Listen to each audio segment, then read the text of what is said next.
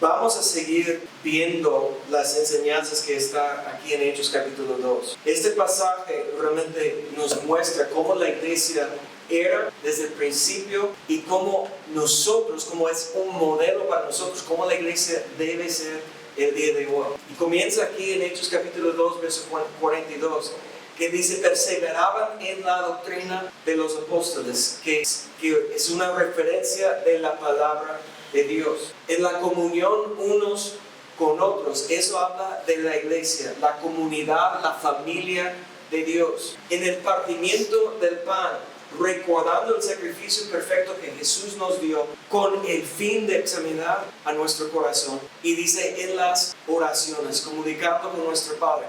Esos son las 4 disciplinas espirituales que son fundamentales para nuestra vida.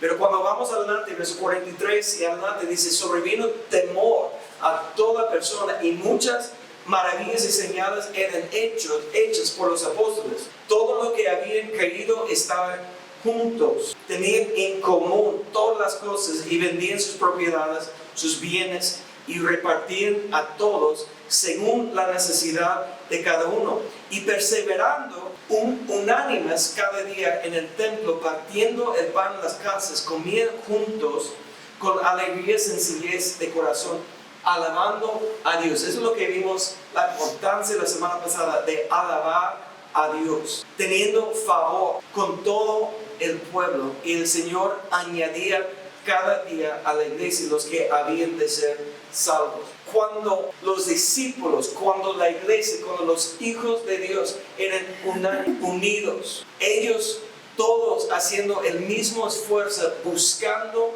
el mismo esfuerzo, buscando a Dios, creó el ambiente para los milagros, señales, el poder sobrenatural de Dios para mover y para transformar vidas. Y también está creando el ambiente para alcanzar nueva gente, abriendo el corazón para que la gente recibiera. Aquí dice que se añadía cada día a la iglesia. El número de discípulos estaba creciendo por la unidad entre la iglesia. Eso es lo que estamos buscando, esta unidad que nosotros todos estamos esforzando para conocer a Dios a través de esas disciplinas, esos ingredientes esenciales para crecimiento y para madurar y conformar a la imagen de Cristo. Pero el ingrediente quiero que enfocar en este día está encontrado en verso 43, que dice: sobrevino, toda la iglesia diga esa palabra, temor a toda persona.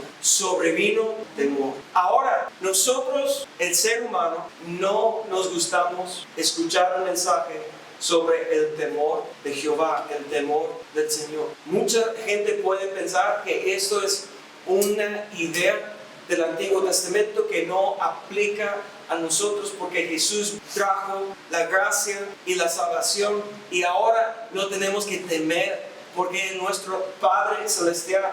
Y es cierto que pocas veces puedes encontrar en el Nuevo Testamento esa frase, el temor de Jehová, pero era una frase muy común en el Antiguo Testamento. Pero el hecho que no se encuentra la frase el temor de Jehová muchas veces en el Nuevo Testamento no quiere decir que no es un tema importante para nosotros el día de hoy. Y lo que estamos viendo aquí en Hechos, esto es cómo era la iglesia, los discípulos desde el principio. Y por causa de la palabra y las oraciones y la comunión y examinando su corazón, por causa de estar perseverando en esas disciplinas espirituales, esto trajo el temor de Jehová. ¿A quién? ¿Qué dice?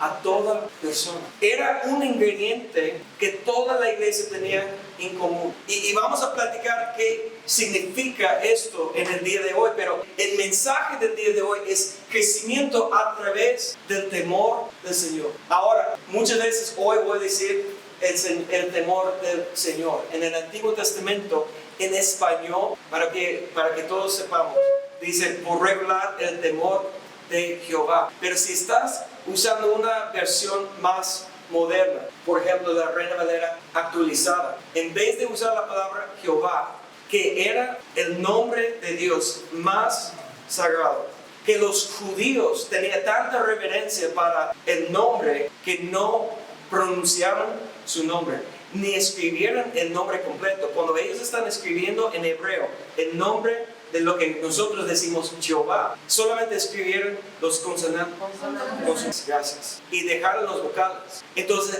esa es una de las razones que hay una discusión, ¿cómo se dice el nombre? ¿Es Jehová o es Yahweh? Han escuchado las dos pronunciaciones. Entonces, es por eso, porque ellos nunca escribieron el nombre y no tenían costumbre de pronunciar, de usar su boca para vocalizar el nombre, porque era tan sagrado. Entonces, en inglés y también en las versiones más modernas, en lugar de usar la palabra Jehová, está escrito Señor, porque eso era costumbre de los judíos. Cuando ellos están leyendo los consonantes de Jehová, en lugar de decir Jehová o Yahweh, están diciendo Adonai, que es la traducción Señor. Entonces, si estás usando una versión, y perdóname, estoy en modo maestro, perdón. Si están usando una versión moderna, va a escribir el nombre de Jehová, Señor, pero en letra mayúscula, todo mayúscula. ¿Han visto eso? Esa es la manera que puedes conocer que es el nombre sagrado. Si es Señor, pero todo mayúscula. Si es Señor con el S mayúscula y todo lo demás minúscula, es la palabra Adonai. No tiene nada que ver con el mensaje, entonces nada más es un extra, ¿ok? Pero para que ustedes tengan conocimiento, pero el nombre del Señor es Jehová, Yahweh, pero nosotros por costumbre tenemos, es decir, Señor. Y miren lo que dice Hechos capítulo 9, verso 31. Dice, entonces las iglesias tenían paz por toda Judea, Galilea y Samaria, y eran edificadas, y mira esa frase, andando en ¿qué? Andando en el temor del Señor. Y se acrecentaban fortalecidas por el Espíritu Santo. Yo les dije que pocas veces en el Nuevo Testamento puedes ver esta frase completa, el temor del Señor. Pero aquí en Hechos, como Hechos capítulo 2, verso 43, dice que el temor sobrevino todos. Y aquí Lucas, que escribió la historia de la iglesia aquí en Hechos, está usando esa frase, que ellos andaban en el temor del Señor. Ahora, ustedes recuerden, ¿qué quiere decir la palabra andar en el Nuevo Testamento? Su comportamiento, su estilo de vida, su manera de vivir. Entonces, esto quiere decir andando en el temor del Señor, que un ingrediente esencial para ellos, en su comportamiento, lo que estaba gobernando sus acciones, sus decisiones, su manera de vivir, que era el temor del Señor. Y esto está provocando fortalecimiento, fuerzas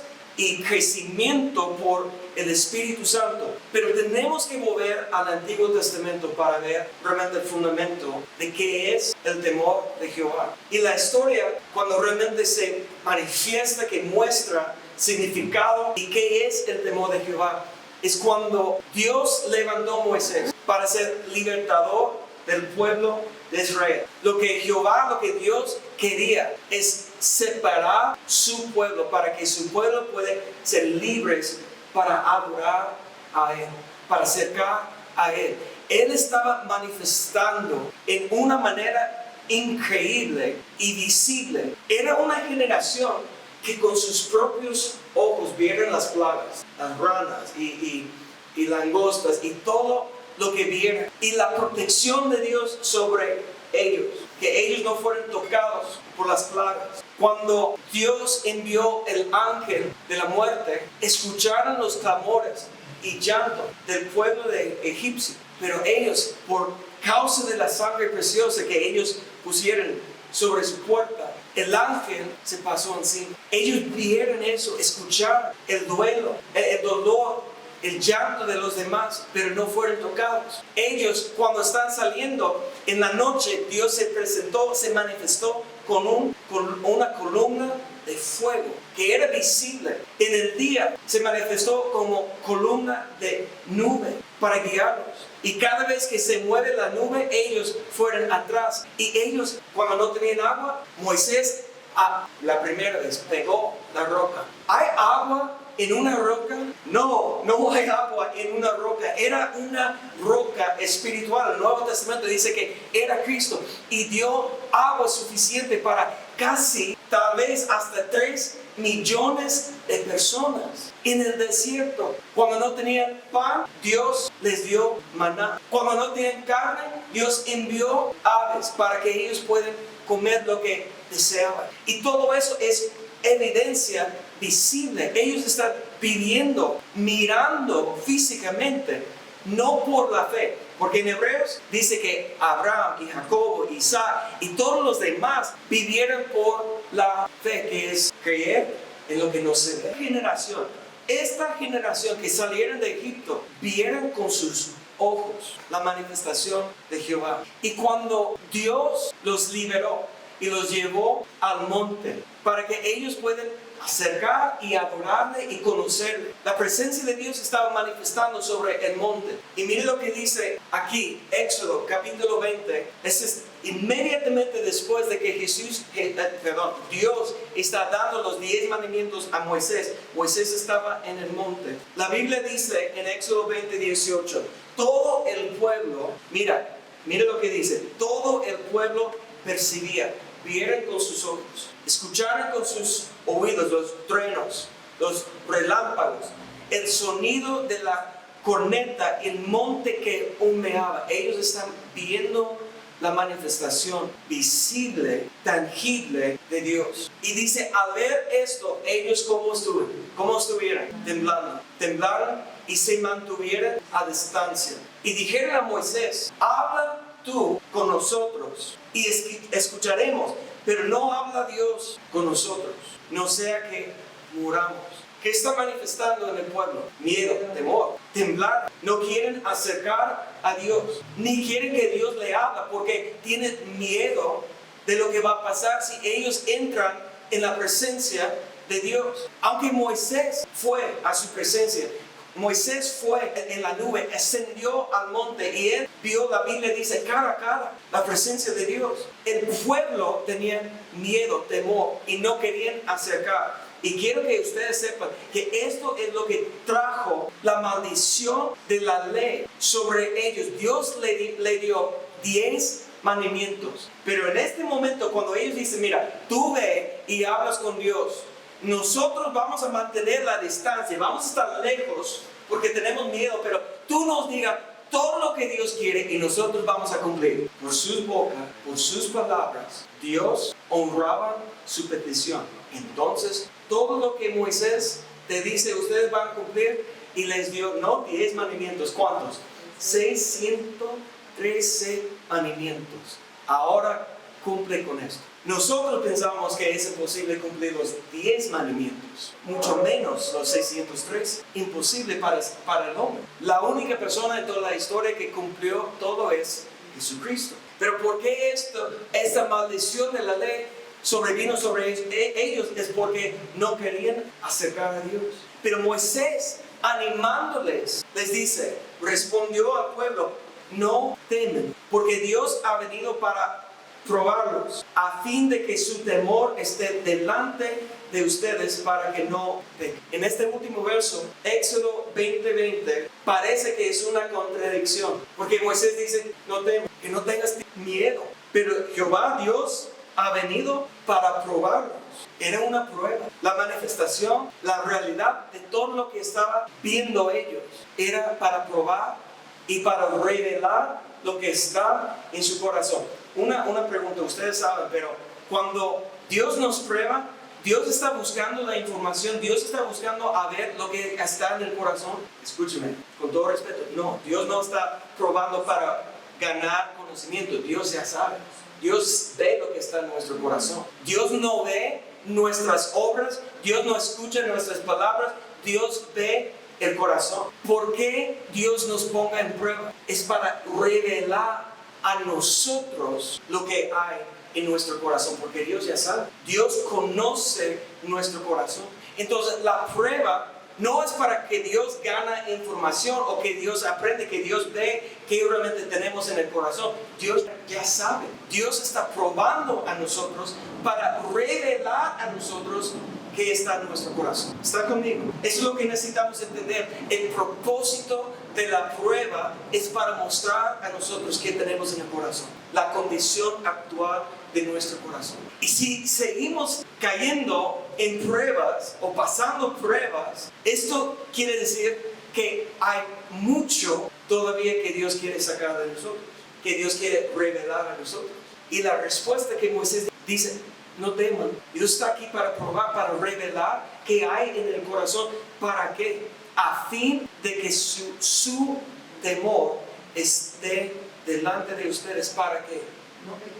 Aquí nos muestra el propósito número 1 del temor de Jehová, de Dios, es para que no pecamos. Que no estamos viviendo en pecado. ¿Qué es pecado? Es hacer lo que queremos en lugar de hacer lo que Dios quiere. ¿Qué es el pecado? Es desobediencia a la palabra y la voluntad de Dios. Y la operación o la actividad, la manifestación del temor de Jehová, del Señor en nuestra vida, es para revelar a nosotros en qué área de nuestra vida todavía hay iniquidad, hay pecado, hay rebelión, hay desobediencia, para limpiarnos y para purificarnos. Pero yo sé que esa idea pertenece a muchos, que este es el Antiguo Testamento, no pertenece a nosotros.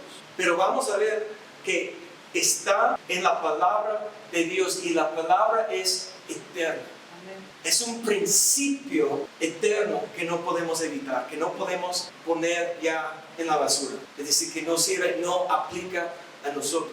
Pero una definición, ¿qué es el temor de Dios? Un autor que he estudiado muchos de sus libros, que les recomiendo, sus enseñanzas están en inglés, pero muchos de sus, creo que tiene 25 libros ya que están traducidos en español. Es un evangelista, su nombre es John Bevere. Y esa es una de sus dichos o sus definiciones, porque ha escrito 2 libros con el tema del temor de Jehová. Y él dice, y está basado en lo que hemos visto en Éxodo, el temor de Dios no es tenerle miedo, sino tener miedo de estar lejos de él. Moisés dijo: no teman. ¿En dónde estaba Moisés? Él estaba en la nube, él estaba en la presencia de Dios. ¿Y qué pasó con él? Cuando él bajó, la gloria de Dios estaba manifestando sobre su cuerpo físico. Él tenía que poner un velo sobre su rostro para esconder la gloria, la resplandeza de estar en la presencia de Dios.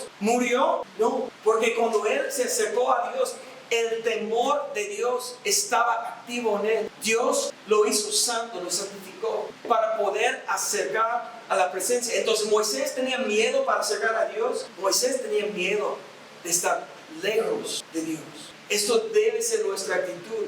Debemos entender que el propósito del temor de Jehová es para que nosotros podamos acercar a su presencia, para conocerle y para cumplir su voluntad. Pero es solamente un concepto del Antiguo Testamento. Mire, escuchen lo que Jesús dice en Mateo capítulo 10, verso 28 y adelante. Jesús dice: no teman a los que matan el cuerpo, pero no pueden matar el alma. En el contexto Mateo capítulo 10, Jesús está hablando de una tribulación, una persecución que va a pasar en la vida de los discípulos.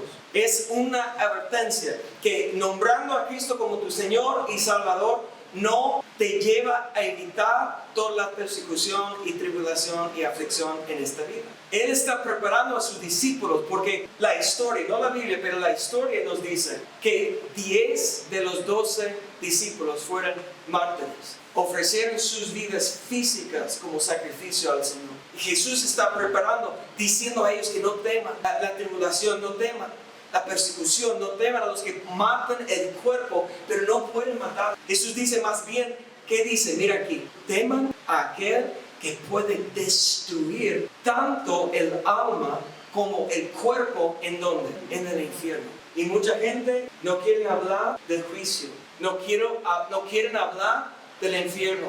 no quieren hablar de la condenación. Y si escuchas muchos predicadores hoy en día, suena como ellos creen en la salvación universal, que todos serán salvos. Pero Jesús está enseñando a sus discípulos, no debes temer el hombre, el que te mata, que te puede hacer daño al cuerpo físico, pero dice que debemos temer ¿a quién? A Dios. ¿Quién es el juez? Cristo es el juez, Cristo es Dios, Dios es el juez. Y Jesús dice, teman al que puede destruir tanto el alma. Pero mira, esto no es para provocar miedo en nosotros. Porque un concepto del Nuevo Testamento es que el amor perfecto echa fuera, ¿qué? Todo temor. Esa es la verdad. Pero mira lo que Jesús dice entonces. ¿Acaso no se venden 2 pajaritos por 1 moneda? Y con todo ni uno de ellos cae a tierra sin el conocimiento de su Padre.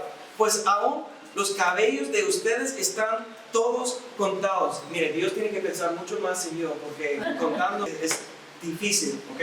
Entonces está pensando mucho en mí, pero dice, aún los cabellos de ustedes están todos contados. Y así que, ¿qué dice? No teman. Unos versos antes dice, teman a aquel que puede destruir el alma en el infierno, pero ahora está diciendo a las mismas personas, en la misma enseñanza, no teman, porque más valen ustedes que muchos. Dios nos ama tanto. Dios no quiere que ninguna perezca, sino que todos llegamos al arrepentimiento. Dios envió su Hijo no para condenar, sino para salvar. Esa es la voluntad de Dios. Pero Jesús en el Nuevo Testamento está enseñando la importancia de reconocer que Dios es juez y Dios va a juzgar, y necesitamos acercar a Él, reconociendo que Él nos ama. El amor cubre multitud de pecados y Él nos está llamando a acercar a Él. Entonces quiero que vean este punto. Caminar en el temor del Señor abre las puertas a sus bendiciones y promesas para nuestra vida. En el inicio, Eni, Irene, ustedes recuerdan, tal vez Luis, vas a recordar eso. Un dicho que decimos en cada reunión: la bendición de Dios fluye a través de ¿qué? La obediencia. De la obediencia. Hemos visto que el temor de Jehová nos lleva a no pecar. Pecar es desobedecer. Entonces, la bendición y las promesas de Dios van a manifestar en nuestra vida por medio del temor del Señor. Caminar, andar, actuar, comportarnos conforme el temor del Señor abre la puerta a sus bendiciones y promesas manifestar en nuestra vida. Y quiero muestra en Proverbios está lleno de promesas y nos muestra qué son las promesas y las bendiciones por medio del temor de Jehová. Vamos a mover rápido, pero aquí Proverbios capítulo 10 verso 27 dice: el temor de Jehová aumentará los días, mas los años de los impíos ¿qué? Serán una cosa. La bendición, la promesa del temor de Jehová es darnos larga vida. Vamos adelante, Proverbios capítulo 14 versos 26 y 27 dice: en el temor de Jehová está la fuerte confianza, y esperanza tendrán sus hijos.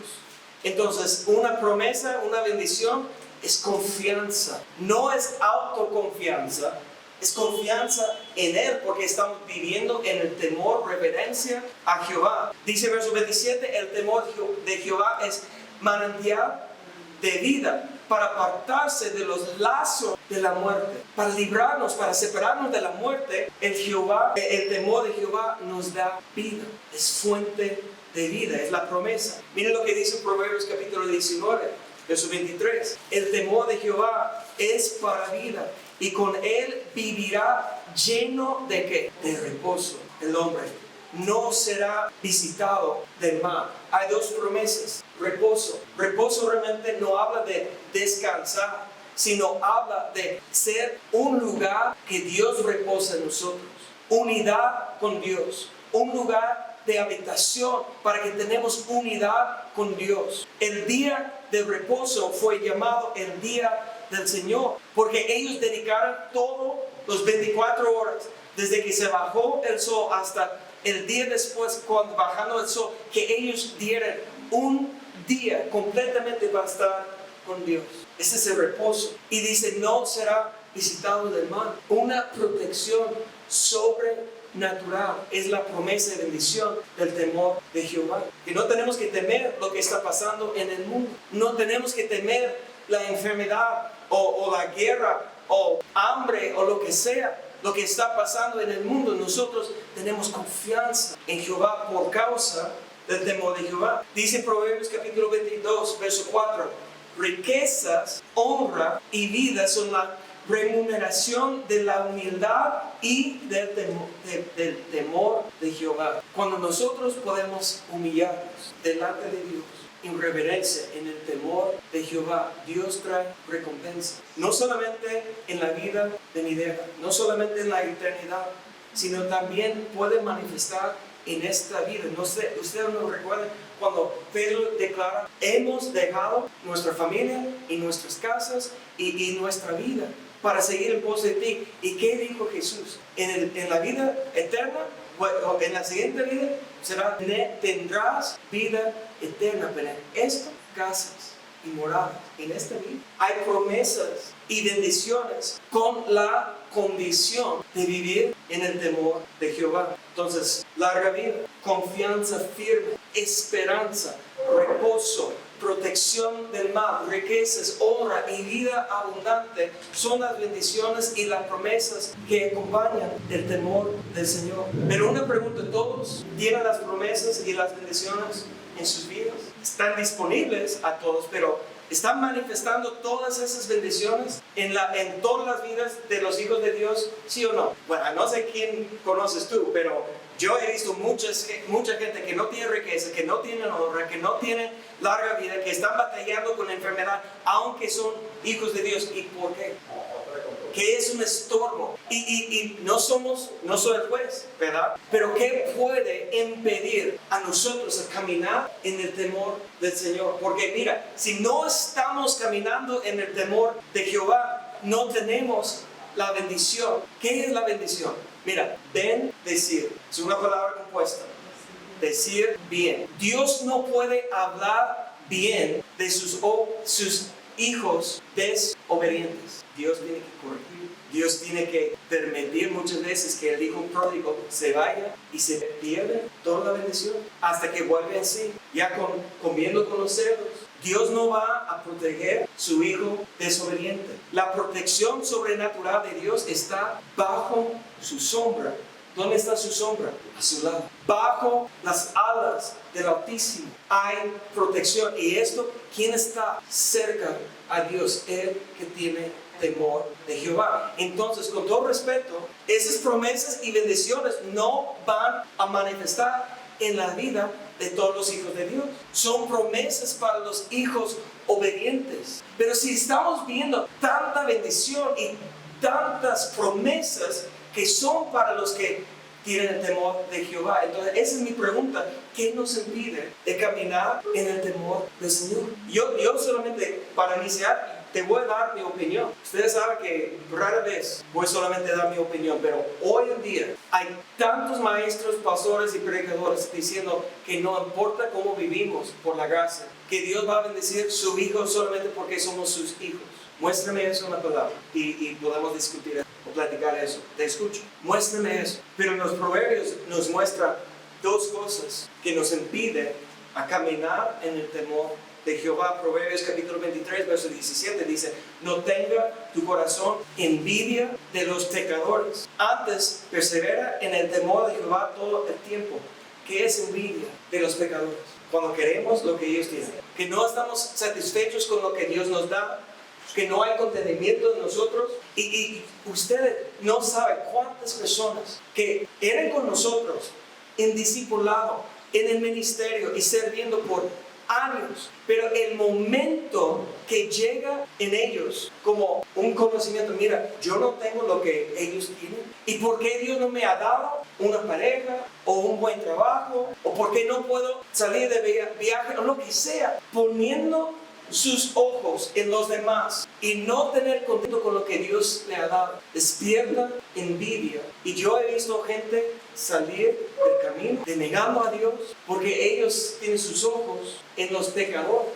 y lo que ellos tienen. Y si Dios realmente existía, pues ¿por qué no tengo? Y mira todo el sacrificio que he hecho. Con esa actitud es igual a los hijos de Israel que salieron de Egipto. ¿Cuántas veces dijeron, pues era mejor en Egipto cuando tenemos carne y nos trajo aquí para morir en el desierto y no tenemos ni agua, y quejando de lo que Dios estaba proveyendo, su provisión sobrenatural en ese momento no era suficiente, no era lo que estaban buscando? ¿Y por qué? Porque el temor de Jehová no estaba activo en ellos.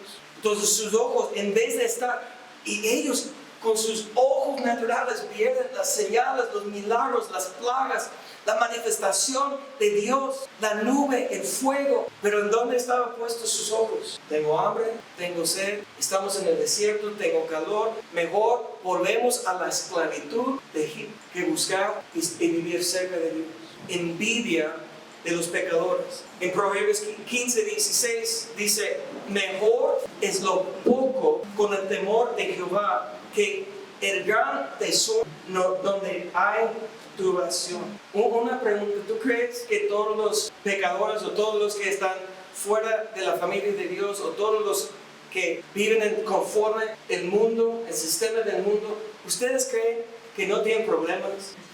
Es un concepto que la gente tiene, que no tiene problemas, ¿verdad? Pero ¿cuántos? La hermana Gina siempre usa un ejemplo. Michael Jackson. Ustedes conocen al cantante, el rey de pop, uno de los músicos más talentosos de toda la historia. Riquezas, reconocimiento, honra, premios. ¿Contento? ¿Feliz? ¿Lleno de propósito? Si me explico cómo el concepto es un engaño, que ellos tienen todo y están contentos, están felices.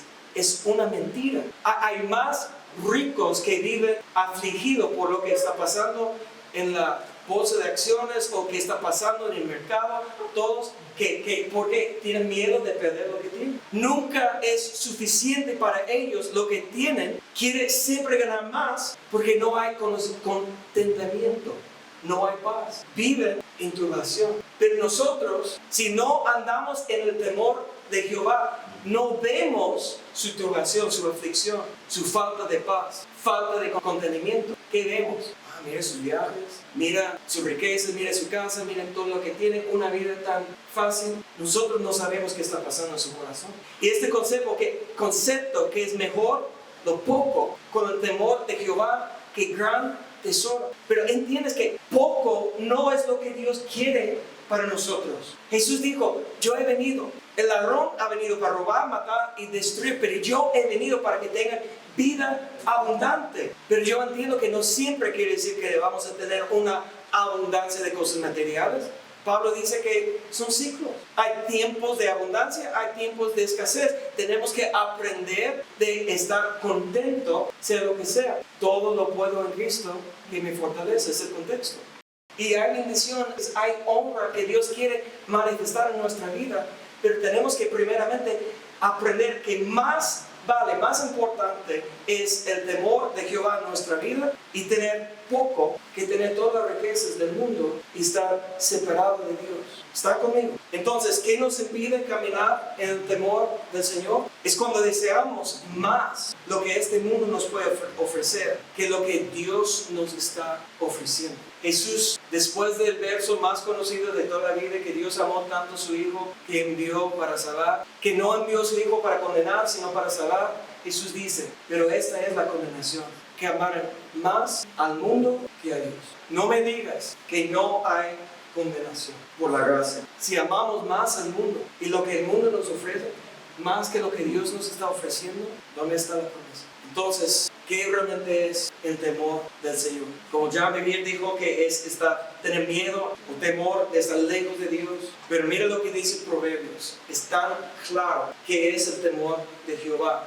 Es Proverbios 8:13 dice, el temor de Jehová es aborrecer el mal. La soberbia, pensar que mi camino, mi manera es lo correcto, arriba de Dios, encima de Dios. La soberbia, la arrogancia, el mal camino y la boca perversa aborrezco. Aquí es claro, el temor de Jehová es aborrecer lo que no es agradable a Dios. Esa es la actitud que tenemos que adoptar. Tenemos que arrepentir, tenemos que cambiar nuestra mente y tenemos que decir, Dios, enséñame a aborrecer lo que no es agradable a ti. En Proverbios 16, verso 6 dice, con misericordia y verdad se corrige el pecado, y con el temor de Jehová los hombres se apartan del mal. Ahora, esta es la clave: la misericordia y la verdad. ¿Quién es la fuente de la gracia, la misericordia y la verdad? Jesucristo. Ahora, Proverbios fue escrito en el Antiguo Testamento, bajo del Antiguo Pacto. Pero esto es una revelación de todo lo que Cristo cumplió para nosotros y lo que Cristo nos ofrece a nosotros. La misericordia es cuando Dios no nos da el juicio, la condenación que merecemos por nuestro pecado. Y la Biblia dice que nosotros tenemos que acercar al trono de la gracia para recibir, para alcanzar misericordia y gracia. La gracia es cuando Dios nos da su favor que no merecemos, que nos da su regalo que no merecemos, que no podemos ganar. Es la gracia. Entramos a la gracia por fe. La misericordia es cuando Dios no nos da la condenación que merecemos por nuestro pecado. La misericordia y la verdad. Jesús es la verdad. Yo soy el camino y la verdad, dicho por Jesús. ¿Y qué dice? Se corrige. Esa palabra en el hebreo realmente es expiar, que es cubrir. Y eso es lo que hace la sangre de Cristo. Cubre y borra nuestro pecado por su misericordia y por Cristo, quien es la verdad. Entonces, esa es la obra de Cristo en nuestras vidas. ¿Está conmigo? Amén. No podemos alcanzar la gracia ni la misericordia, no podemos conocer la verdad sino por Cristo. Nuestra relación con Dios depende 100% de Cristo. Pero cuando recibimos la promesa, cuando recibimos la palabra, tenemos un deber: andar en el temor de Jehová. Y con temor de Jehová los hombres. ¿Quién? Los hombres. Eso habla de nosotros. Antes de llegar a la perfección, la madurez espiritual, los hombres, ¿qué tenemos que hacer? Apartar del mal. ¿Quién nos da su misericordia y la verdad? Dios, Cristo. ¿Quién se aparta del mal? Nosotros. Dios, yo recuerdo como niño, estaba en un grupo de niños y los maestros estaban platicando con nosotros, y uno de mis amigos vivió en una casa difícil. Su padre era abusivo y no era cristiano, y hasta que me dio miedo estar en su casa porque gritaba y tenía miedo de su papá. Y por eso era un niño que le gustaba a pelear, siempre estaba peleando y en problemas en la escuela y en todas partes por pelear. Y él preguntó como niño, ¿y por qué cuando tengo ganas de pegar a alguien que Dios no puede pararme y no me permitirme a pegar? Ese es un pensamiento inmaduro de niño. ¿Por qué Dios no me para? ¿Por qué Dios no me impide? ¿Por qué Dios no quita las ganas que tengo del pecado? Es porque Dios nos dio voluntad propia. Y Dios nos dio su gracia. Y Dios nos dio su misericordia. Y Dios nos dio su verdad. Y su palabra. Y su espíritu. Y nacimos de nuevo. Y ya tenemos su espíritu viviendo dentro de nosotros. Pero todavía nosotros tenemos que decidir si vamos a andar en nuestro camino como queremos o si vamos a apartar del mal. Nunca Dios nos quita nuestra voluntad. No sabes cuántas veces hemos escuchado Dios diciendo: Dios el Padre respeta tu decisión. Eso no quiere decir que Dios va a bendecir o va a cumplir sus promesas si nosotros estamos lejos de Él. ¿Entiendes? Hay promesas sin condición, pero hay muchas promesas que son recompensas. Necesitamos el temor de Jehová. Déjame terminar con un ejemplo aquí en el Nuevo Testamento. El apóstol Pablo, en 2 Timoteo capítulo 2, verso 19 y adelante, dice: el fundamento de Dios está firme, teniendo este sello: conoce el Señor a los que son suyos. La primera cosa que Dios quiere para nosotros es que conocemos a Él. Para cumplir su voluntad, la primera cosa es llegar a conocerle, tener una relación personal, una relación íntima con Dios, porque el sello es que Dios conoce a los suyos. Pero la segunda parte dice: apártese de iniquidad todo aquel que invoca el nombre de Cristo. ¿Qué dicen los proverbios? Es el temor de Jehová, es apartar del mal camino. Aunque Pablo no usa la frase el temor de Jehová o el temor del Señor, esta frase, apártese del pecado, apártese de iniquidad, todo aquel que invoca el nombre de Cristo, es el sello de Dios sobre nuestras vidas.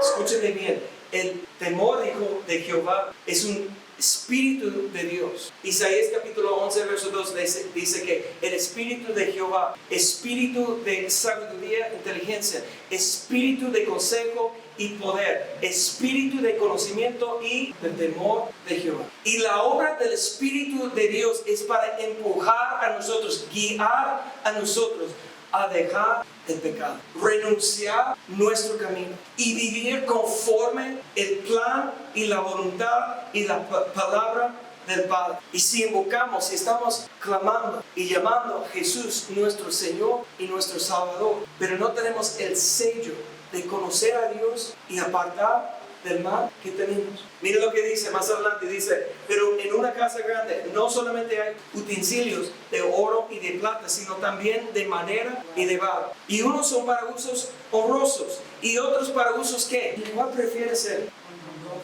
Útil para Dios en usos honrosos o viles. Porque de quién depende. ¿Tú crees que Dios te ha creado a ti a ser un instrumento de maldad? Pero me ha creado a mí para ser un vaso de oro. ¿Es lo que piensas? No, Dios tiene planes para nuestro bien. Bueno, todo lo que Dios, los pensamientos de Dios para nosotros son para usarnos por su voluntad.